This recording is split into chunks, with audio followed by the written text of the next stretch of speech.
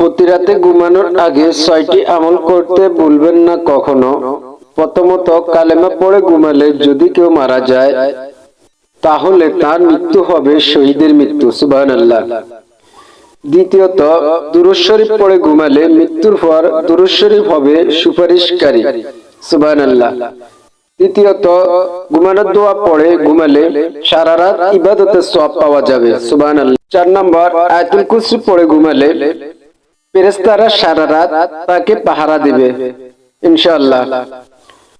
5 নম্বর, বিসমিল্লাহির রহমানির রহিম 21 বার পড়ে প্রতিটি নিঃশ্বাসের জন্য তার নেকি লেখা হবে আমলনামা। 6 নম্বর, আস্তাগফিরুল্লাহাল্লাযী লা ইলাহা ইল্লা হুয়াল হাইয়ুল কাইয়্যুম ওয়া আতুবু ইলাইহি লা হাওলা ওয়া লা কুওয়াতা ইল্লা বিল্লাহিল আলিয়্যিল আযীম 3 বার পড়ে ঘুমালে সাগরের ফেনার সমতুল্য যদি আপনার গুনাহ হয়, আল্লাহ তাআলা ওই আমলের উসিলায় ক্ষমা করে দিবেন ইনশাআল্লাহ। আল্লাহ আমাদেরকে আমল করার সেই তৌফিক দান করুক, আমিন।